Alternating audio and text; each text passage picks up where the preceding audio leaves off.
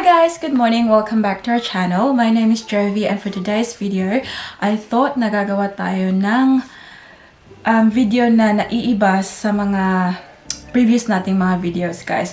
So I know I have been doing vlogs and stuff like that. And ngayon guys, kasi lalabas kami and I thought na since magme-makeup ako guys, ipapakita ko sa inyo kung paano ko ginagawa yung daily makeup ko. So when I say lalabas, hindi yung party-party na labas guys ha. Lalabas lang ng bahay ba? Sa labas lang dyan, sa labas. Magpapahangin lang. So, so I will show you how I do my everyday makeup. So if you are interested to see, please keep on watching.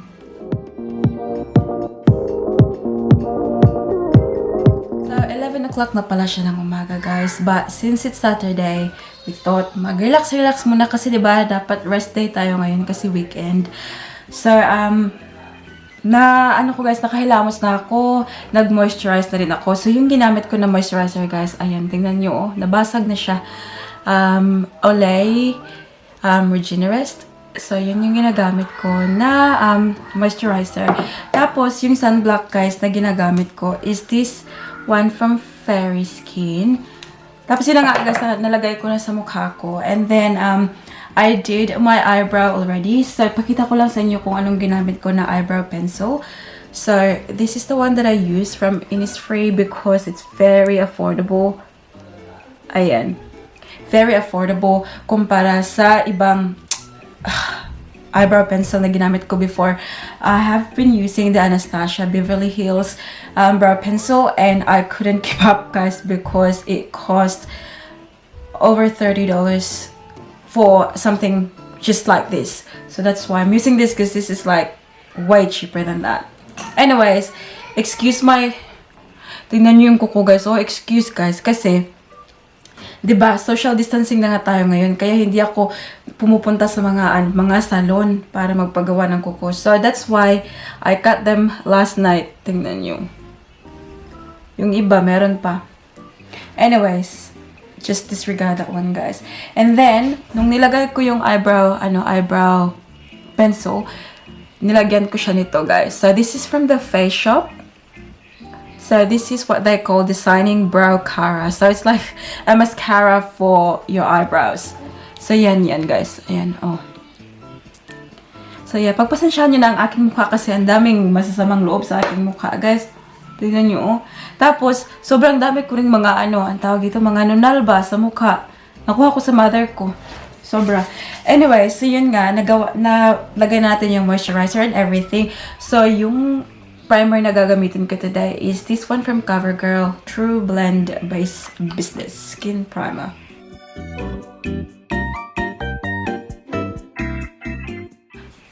So obviously yung everyday look natin guys, hindi siya super glam guys kasi everyday lang naman, yung parang mamukha pa rin tayong tao ba kahit nasa bahay lang tayo.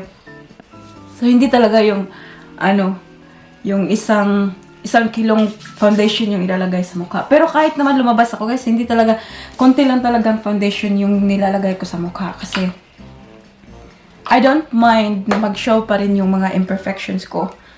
Kasi nga diba, makeup just to enhance kung anong meron tayo. So, yan. So guys, disclaimer lang ha, hindi talaga ako makeup artist. So I'm just doing it for myself because I love doing makeup whenever I can. Pag pupunta ako ng work, nagme-makeup ako. Pag lumalabas, nagme-makeup ako. Pero pag sa bahay lang, normal lang guys. Yung parang wak-wak lang tayo sa bahay. So this is the liquid foundation that I'm gonna be using. This is from Estee Lauder. And it's a double wear. Stay in place makeup. So I have been loving this liquid foundation for so long. I've been using it since forever. It's not the cheapest, but it's really worth it because you don't have to put a lot. Just a little bit. And then, makakover na yung whole face. Yan yun. The only downside dito sa guys, dito sa foundation na to is wala siyang pump. Hindi katulad sa tingnan mo. So this one is from Makeup Forever and you can see my pump siya guys. So with a pump guys, parang nakokontrol mo kung how much foundation you want to use. So ayan, maglalagay lang tayo sa ano, ganyan. Konting-konti lang talaga, guys. Tingnan nyo, oh. Tapos, yung dito sa taas, ginagamit ko para dito sa liig ko. Para hindi naman tayo mukhang flashlight, guys. Parang, ang puti-puti ng ating mukha nagalakad sa daan. Tapos, yung liig natin is, ang dilim-dilim. So, I'm gonna use my foundation brush. So, yung ginagawa ko, guys, yung MAC Prep and Prime, in-spray ko yan sa, sa foundation brush ko. And excuse my foundation brush, yes, kailangan na siyang linisin, guys. But, anyways, ganyan lang, guys.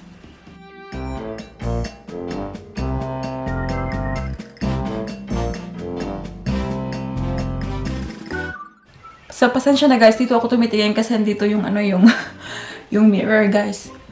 Pero nakikita nyo naman, di ba, guys?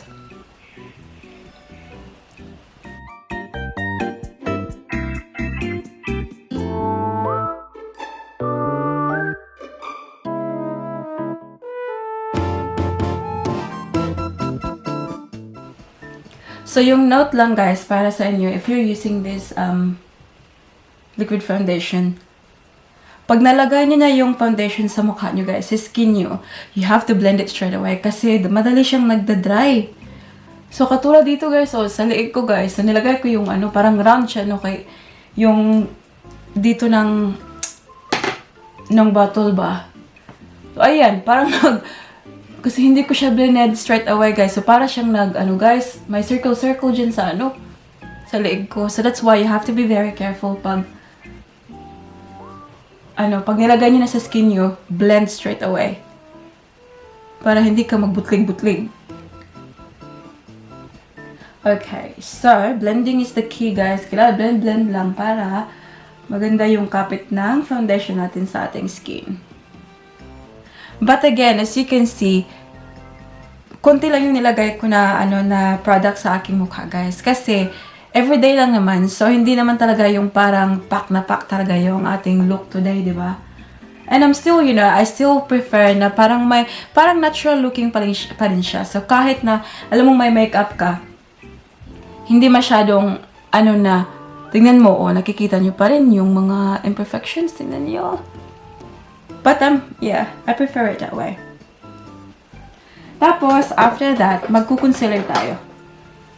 So, the concealer that I'm using is this one from Maybelline yata to. Maybelline, Instant Age Rewind Eraser. So, yung ginagamitan ko nito, guys, is just under my eyes. Diyan lang. Tapos, dito sa noo, ganyan. Tapos, dito sa chin. Tapos, dito sa bridge ng ilong. Yan. So, again, blend, blend, blend.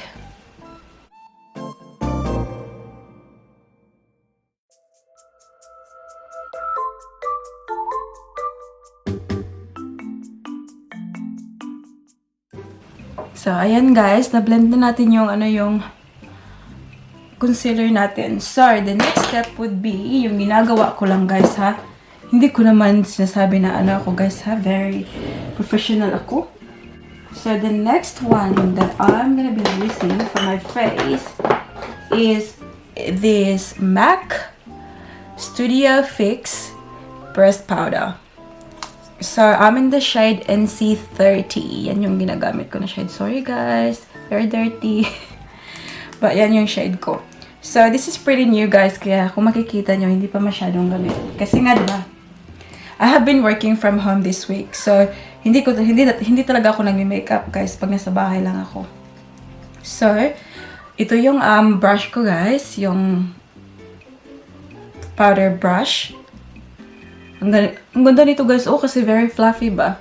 Pero yun nga guys, madumi na siya. Sorry naman po. So, ganyan lang sa liig.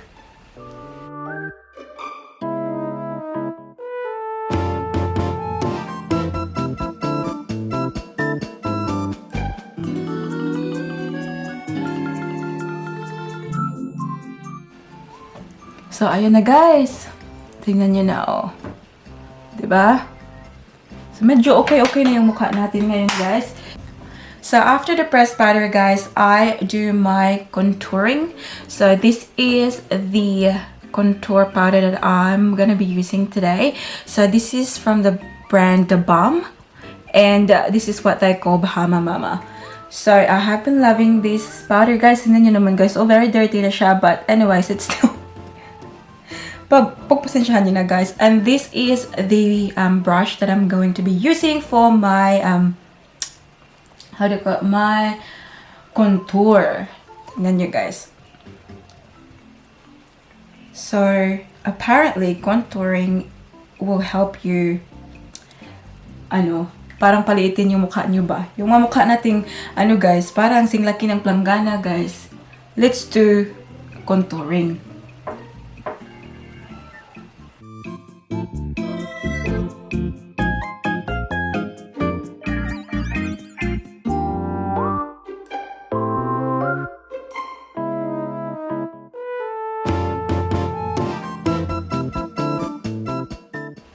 Lagyan din dito sa forehead, guys.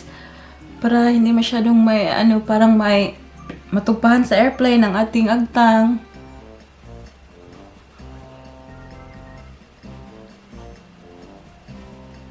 Ayan. So, yun lang, guys. Ganyan lang yung pag-contour. Tapos, also, I will contour my nose. Para naman magmukhang matangos. So, yun lang ginagawa ko, guys. Ganyan, Pagpasensyahan na, guys, kasi nga palagi akong gumagamit ng glasses. So, that's why I have these marks here now. And it's not going away, I think.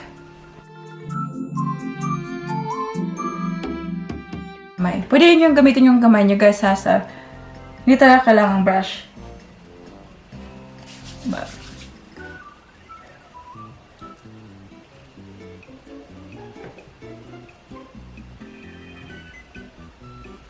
ayan.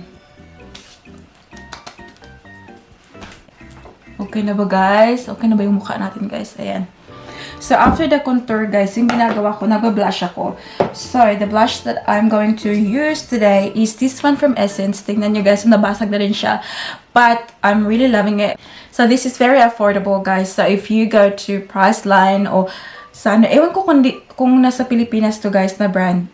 I think meron sa Pilipinas nito. But, this is, I think, the cheapest among other parang yung parang sa Watsons nakikita ng mga ng mga brand. So I like this one because this is the only shade na nakita ko na very natural na pink. Kasi yung iba, 'di ba, pag nag-pink ka parang ang tawag dito, parang kang gisumbag diri sa face, guys. So that's why I really like this one, and this is in the shade Bury Me Up. And also, it's in matte. So, I really love matte stuff. So, I use for my lipstick, it's matte. My foundation is matte. Everything is matte. Like, I really like matte. Tapos, this is the brush that I'm gonna be using for my blush. So, ayan lang. Tap, tap. Tapos, mag-smile kayong ganyan, guys.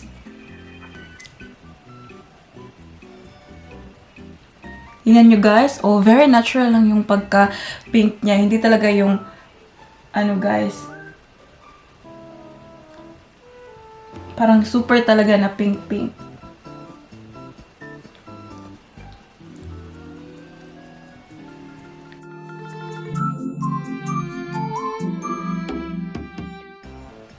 Tapos, lagyan na natin dito sa ating nose. Para naman, magmukha tayo mistisa, guys, kahit hindi naman talaga. Ito, guys, so it's buildable as well. So pag medyo very plain lang, you can put more and more. Hindi talaga yung parang isang ganun lang, wala na, mukha ka ng guys. Mukha ka ng wak-wak. Ayan nyo, guys, oh, 'di ba? Hinahinay na tayo yung nagmumukhang tao, guys. So after the blush, I use some highlighter. So, parang hina-highlight ko lang yung nose ko, tapos yung sa cheekbone ko. So, this is the highlighter na ginagamit ko. This is from The Balm. Again, I love their products. This is the Luminizer Squad. So, if you open it, it looks like this. So, yung iba hindi ko pa ginagamit, guys. This is the only one that I use kasi ito lang yung ano talaga ang tawag dito. Whoop! Ginagamit ko na pang highlight. So, ito yung fan brush. Ito yung ginagamit ko na pang highlight sa ganyan. Oh, 'di ba? Kailangan niyo nang mag-sunglasses, guys. Kasi super bright ko na. Shine bright like a diamond. Tingnan niyo. Tapos dito din sa bridge of the nose. Ayan. Tapos ilalagyan ko din dito.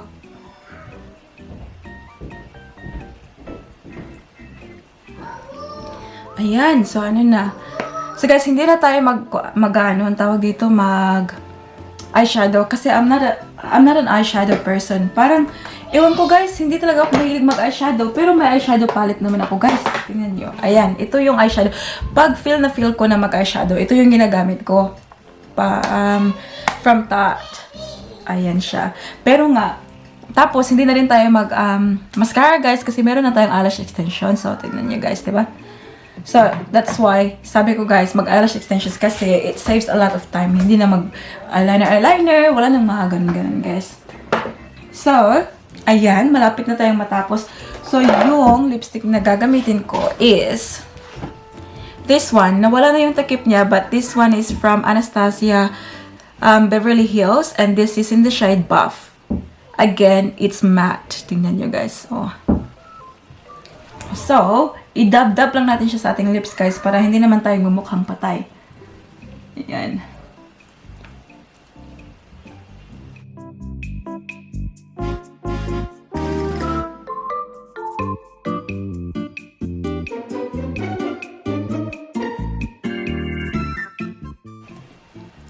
So, ayan na, guys. Tingnan nyo, guys. Oh, mukhang tao na tayo, guys. So, the last step na gagawin natin sa ating mukha, guys, after nun, is this one. So, isi-set natin siya para mag-stay siya, mag-last long ang ating makeup, guys. So, this one is from MAC, and this is the Prep and Prime Fix Plus. Tapos, ganun lang, guys.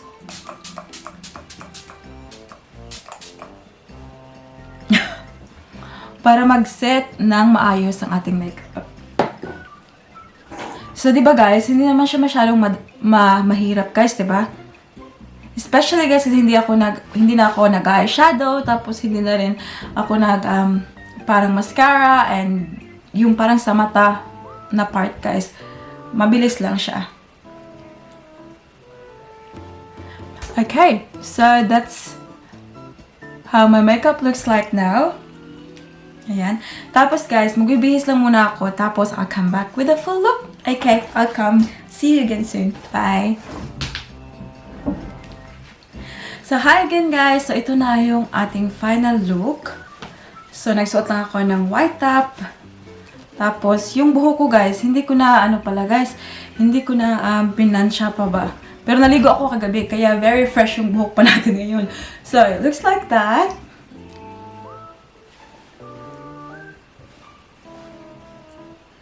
Tapos, pakita ko sa'yo yung outfit natin for today, guys. So, itong white na top na to pala, this is from Ukay, guys. So, I don't know if you watch my previous video. Nag-ukay-ukay ako dito sa Australia.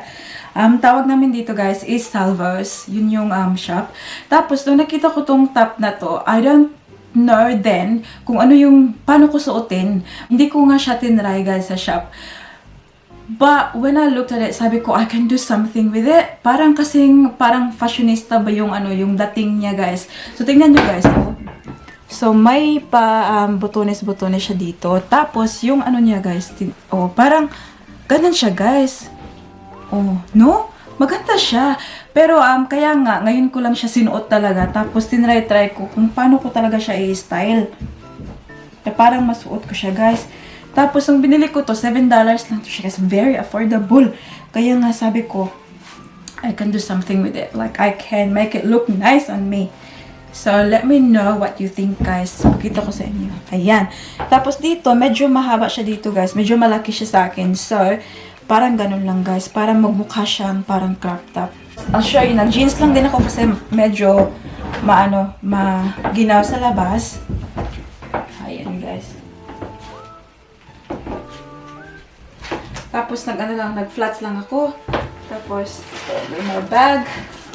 Okay, ayan.